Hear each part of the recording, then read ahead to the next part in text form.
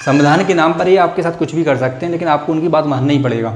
तो अब मैं कहना चाहूँगा कि युवाओं के पास दो ऑप्शन हैं, आप आंदोलन करें या फिर भर्ती देखें। तो मैं तो यही कहूँगा, अगर आप आंदोलन, तो देखो क्या होता है कि कोई जड़ निषेध होती है, या फिर आप बहुत सारे राजनीतिक दलों ने इसको हैक कर लिया है, उन लोगों ने इसको ले लिया है। अब वो लोग आप लोगों की लड़ाई लड़ रहे हैं, आपके साथ में है, और मैं उनको वास्तव में धन्यवाद देना चाहता हूँ कि ये वास्तव में एक ऐसा समय है जब युवाओं का साथ सभी को देना चाहिए। लेकिन कौन से युवाओं का?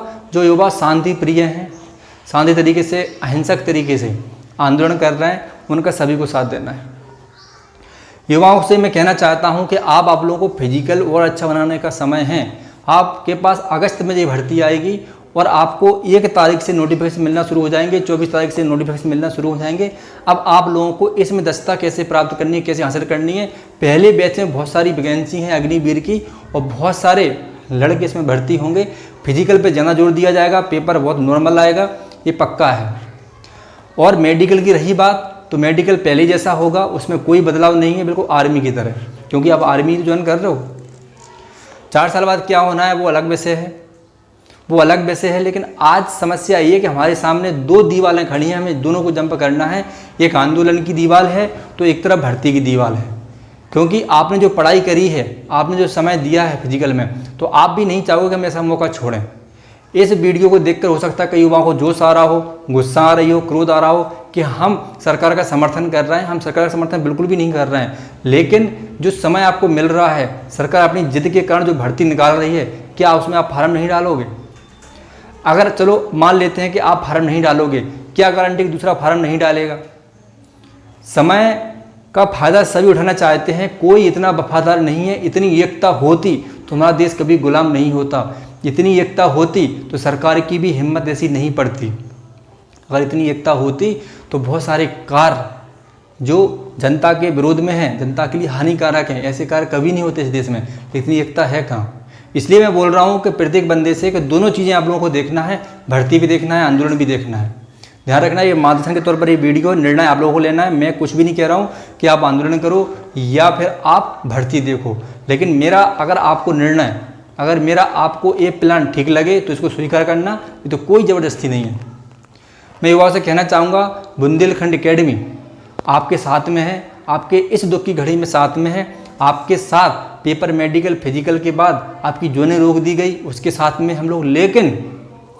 लेकिन आपको पता है कि भर्ती भी एक बहुत बड़ी जिम्मेदारी है, बहुत बड़ा टास्क है आप लोगों के लिए, उसको भी तो पूरा करना है। तो जितनी जल्दी हो सके आप लोग अपना फिजिकल भी कंप्लीट रखिए, तैयारी कीजिए। मैं ये नहीं कहूँगा कि हमारे पास आ जाओ, लेकिन अगर आप बुंदेलखंड एकेडमी में आते हो तो ये 100% गारंटी है कि आपका फिजिकल 100% हम लोग निकाल के देंगे। 100% आपका रिटर्न एग्जाम हम लोग 100% निकाल के देंगे, ये गारंटी है। ठीक है, तो इसलिए मैं इन्वाइटेशन करता हूँ सभी युवाओं को। लेकिन मैं फिर से बोल रहा हूँ कि मैं आंदोलन के 100% समर्थन में हूँ, लेकिन कौन सा आंदोलन? जो शांति प्रिय तरीके से चल रहा है। और एक बात ध्यान रखना, मैं सभी युवाओं से कहना चाहूँगा, ये आंदोलन अब लंबा चलेगा, ये सत्याग्रह का रूप ले लेगा और ये सालों चलने वाला आंदोलन है।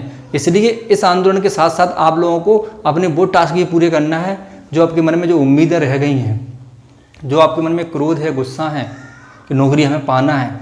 अब आगे क्या होगा क्या नहीं होगा वो अलग बात है, लेकिन आपके सामने यही एक नौकरी है 4 साल की, और आप क्या कर सकते हो। तो ध्यान रखना, अब आप लोगों को निर्णय लेना है क्या करना है। लेकिन इतना मैं जरूर कहूँगा कि समय रहते अगर आप बुंदेलखंड एकेडमी ज्वाइन कर लेते हो तो आपकी सारी चीज़ें हम लोग पूरी करा देंगे, और जब भी आपको ज़रूरत पड़ेगी हम लोग आपके साथ में हैं। लेकिन मैं फिर से कहना चाहूँगा, ऐसा कोई हिंसक आंदोलन ना करें जिससे किसी की बाइक जल जाए, ऐसा हिंसक आंदोलन ना करें जिससे किसी की बस में आग लगा दो, कि सिविलियन को जला दो, या फिर सरकारी संपत्ति को नुकसान पहुँचाओ। आप देशभक्त नहीं, देशद्रोही कहलाएंगे। मैं फिर से बोल रहा हूँ, इसमें बहुत सारे जो आतंकवादी हैं, बहुत सारे ऐसे उपद्रवी हैं जिनको मौका नहीं मिलता है, उनको मौका मिलेगा, नाम आप लोगों का आएगा, और वही कई जगह हुआ भी है।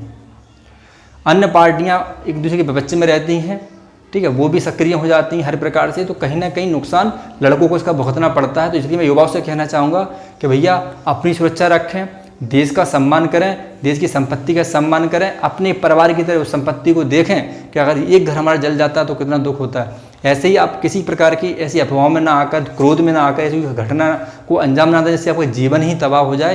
मैं फिर से कहना चाहता हूँ, समय कम है, आ जाओ, फिजिकल की 100% गारंटी है, इसके बाद आपके पेपर की 100% गारंटी है। मैं लड़कियों से कहना चाहता हूँ आप लोगों के लिए बहुत अच्छा मौका है। 17.5 साल एज मांगी है, ठीक है। भर्ती तो देखो देखना पड़ेगा, हम लोग देश के ऊपर तो है नहीं, मजबूरी है आपकी, ठीक है। एक लड़ाई कोर्ट में चली जाती है या लड़ाई आपकी सड़क पर बैठी हुई है आंदोलन के रूप में, वो चीज़ अलग है, वो चलता रहेगा। लेकिन यहाँ पर आप सोचो कि हम फार्म नहीं डालेंगे तो कोई नहीं डालेगा, सभी डालेंगे, बता रहा हूँ। आप लोग इस चक्कर में मत बैठे रहना कि हमें डालेंगे तो कोई डालेगा, इसलिए सभी इसका फ़ायदा उठाना चाहेंगे। अब जैसी भी है जो भी है, ठीक है, देश हमारा है, भर्ती हमारी है, सैनिक हमें बनना है, राष्ट्र सेवा हमें करना है, तो कहीं ना कहीं सारी जिम्मेदारियां हमको उठानी भी पड़ेंगी। जय हिंद, वंदे मातरम।